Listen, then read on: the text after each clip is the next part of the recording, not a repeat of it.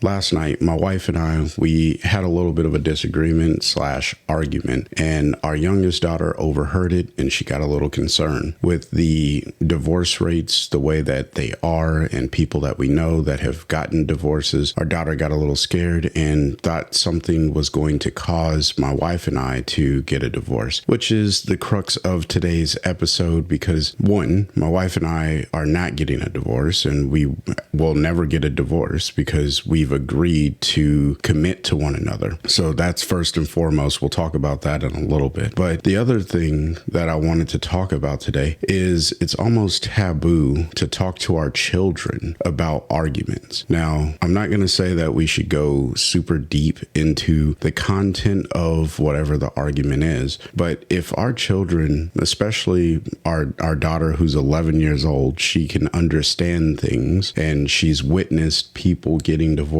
it's a good idea to have a discussion with your children. And that's really what I want to talk about and just share some reasons of why that's a thing. So stay tuned and we're going to dive into this episode. Welcome back to another episode of the Husband Coach's Corner. I know it's been a while since I released some content and then I come back with an episode talking about why we should talk to our kids about arguments that we may have with our wives. And look, I get it. That's a little heavy and not as simple coming back, but it's something that really did spur up the need for me to turn on a camera because I have been very, very busy, spread in so many different directions, trying to take care of things that in my personal life as well as in my professional life. So I just wanted to really share this because I have two girls, a 11-year-old and a 14-year-old, and both of them have experienced divorce with their friends' families. And that's where our children, they get a little confused when my wife and I have a disagreement, a dispute, or an argument. And I will mention that our arguments or our disagreements, they never turn violent or physical or in any way, shape, or form to the degree that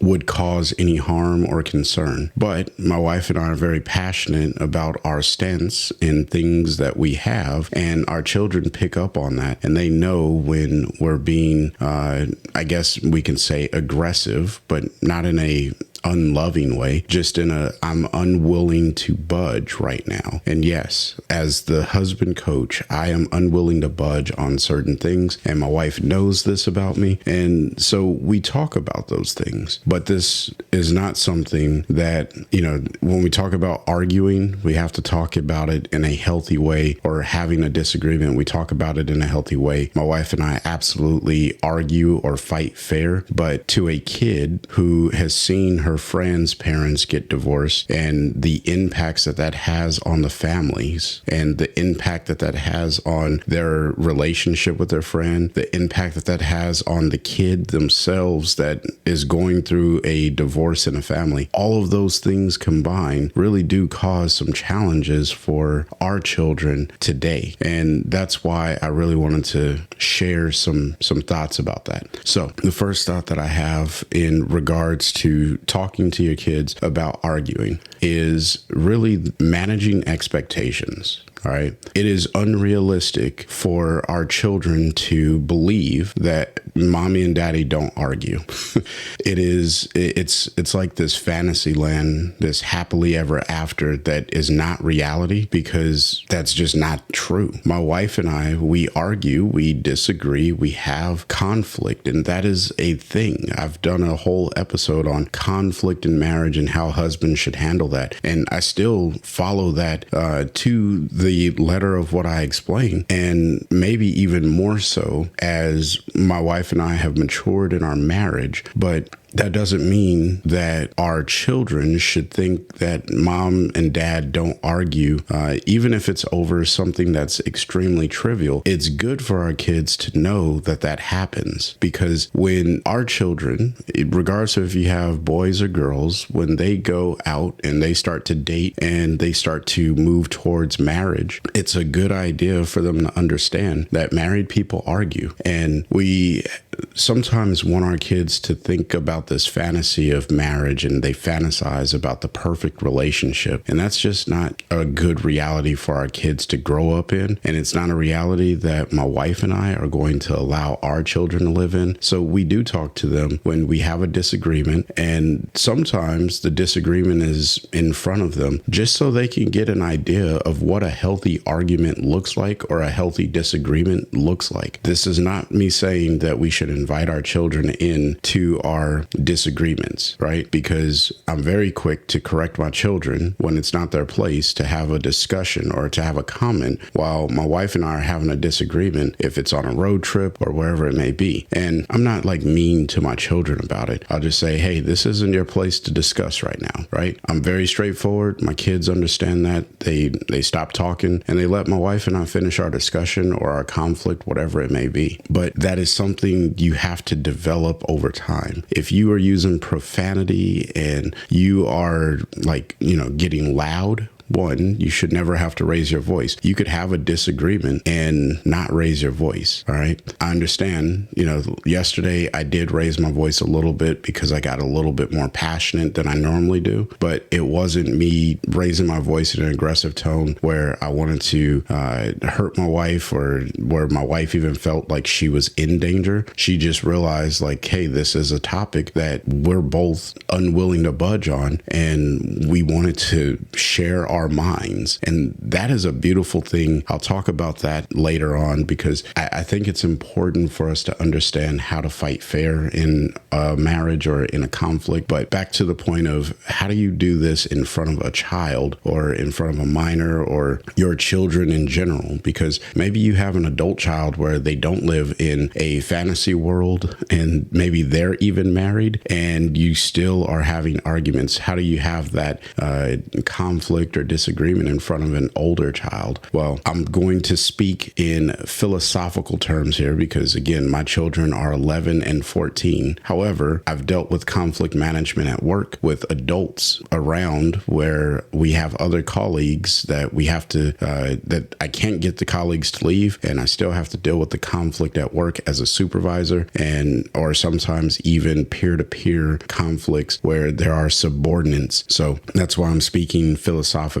The way that I handle that is by simply stating what the facts are about the circumstance or the situation. And then I take more time to listen to the individual that is sharing whatever their issue is. So, in the case of work, if someone says, hey, I really need to spend money on this, and I disagree, and you can tell that there's a tension because I'm managing how much our budget is being used, then I listen to them and hear what they have to say. And then I go back and I say, well, no, this is actually why we can't spend that money. I don't have to argue. I don't have to yell. It's a disagreement. It's conflict, but there's ways of dealing with it. All right. Now, if it gets to a point where it's unprofessional or in the context of marriage, where it is inappropriate for your children to kind of be witness of that sort of conflict, then that's when you say, hey, let's take this somewhere else, or you ask the kids to leave, regardless of what their age is, right? They're still your children. You have an authority over them as a parent,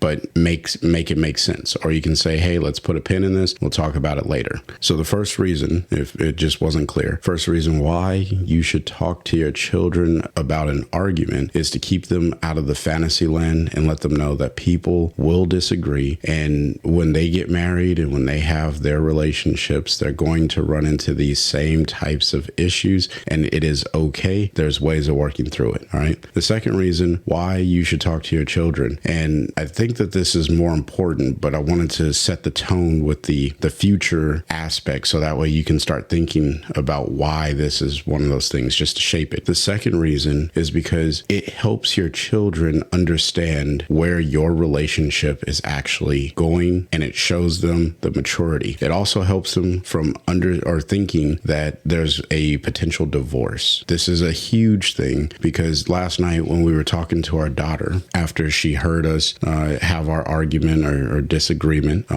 our daughter was a little nervous. And this isn't the first time that She's heard us argue or disagree. We've talked many times in front of her. She's heard it before. And for some reason last night, maybe she was just a little bit more emotional. But we picked up on that after we walked out of my office, because we had the discussion in here. And let me tell you, these walls are super thin. So no matter what we said, no matter how I said it, it was going to get shared across the house, especially since my daughter was in the living room, which is just a little bit down the hall from here, and you could still hear. So the point that I want to make is, when we walked out of here, my wife and I both made amends before we walked out. We weren't in bad spirits, and we dealt with it, right? Because that's what adults do when they have conflict. We deal with it. But when we seen our daughter, she looked a little nervous to be around us because she didn't understand what was happening. So in that moment, my wife started talking to her, and I just, stood there and let my wife share things. And my daughter was very concerned about what she should say that she heard and what she shouldn't say that she heard. And we didn't have it was a conflict about some time that I spent with the family. So it wasn't anything that was dangerous or sexual in nature, anything like that. It was just more so how I'm spending time with the family. Again, very busy, which is why I haven't been producing content until this particular video. I am still working on figuring out what that schedule looks like. And so that's where our conflict came in, because I do things that I need to do for work. I do things that I need to do just for my mental health. I do things that I need to do for my spiritual growth. And then it's like, okay, where is the balance with the family? Because all of these things are still priorities, things that need to happen. And there's only so much time in the day. So that was the nature of our discussion / conflict. I stood my ground, shared what it was going on, how I was trying to fix the issue, and just explain it's a season of life. So that's what my daughter overheard, and she was a little concerned because she was thinking that I was saying I didn't want to spend time with the family, and so she didn't want to say that in front of me. And that's where I had to step in and say, well, time out. Here's the deal. I do spend time with the family. Here's what we've been doing this summer. We have plans that are still on the calendar for the summer. We've been doing things over the summer. And, I had to put her back into perspective of what we're doing to spend time as a family. So this isn't a conflict that really impacted her. So a little more information than you probably needed, but just to give context to why she was so shy at sharing what it is that she was feeling. So after we talked to her and she understood, she was in great spirits. She realized, like, okay, my mom and dad are not going to get a divorce. And I don't know why she thought that conversation would have been a divorce driven conversation, because there was nothing in that conversation that was even remotely close to divorce worthiness. Now, the third reason, and this will be my final point, why you should talk to your kids about arguments that you and your wife have, and, outside of keeping them in a healthy perspective, is to reassure them that you're not getting a divorce. Now, I know that can be a hard statement for many people to promise and guarantee. And this is the reason why I started this podcast, because I want to make an impact in marriages in a way that they're enriched and that they grow. So you don't have to consider divorce, and you can take that off the table altogether. Marriages do not need to end in divorce. They don't need to end at all. You can build your marriage. You can truly improve your marriage. Now, that means it's going to take some commitment, and it's going to take hard work. And when you are committed to doing something, you're going to put in the effort and time to build that marriage. That may mean you miss out on some other things. That may mean you don't get to buy certain things that you really want. Again, missing out on stuff. That's going to be the cost of building your marriage. And if you think that because if I get a divorce, then I'll just be able to start over, well,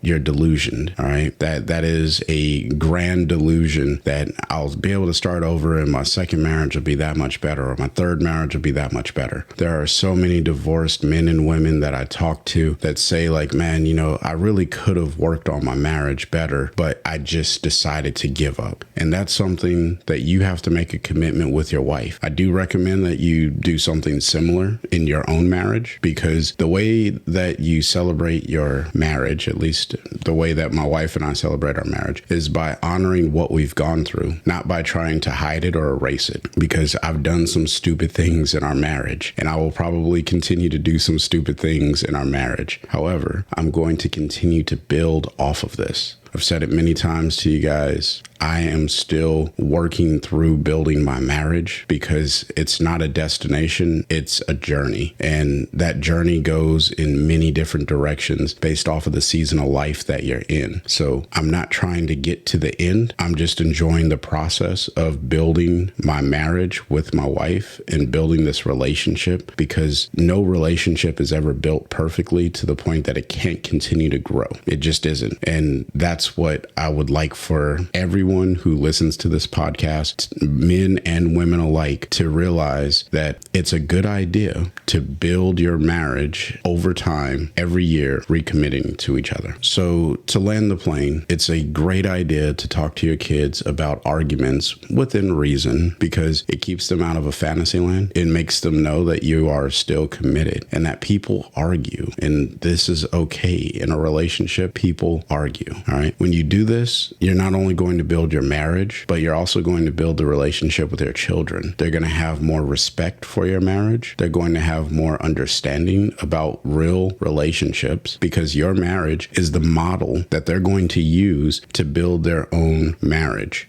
And if you give a bad model, then they're going to have a bad foundation of what a good marriage looks like. Now, I say these terms bad and good. Those are what I like to say subjective general speak, because there's no real detail to it. However, everything that I teach in my content here on the Husband Coach's Corner, I would say are the detailed pieces of making a good foundation for your marriage, so that way it can grow. I hope this podcast, this episode, the content that I shared here today was value added to you, and I hope to bring more content in the near future. But until the next time, I want you guys to find a way to love your wife every day. Peace.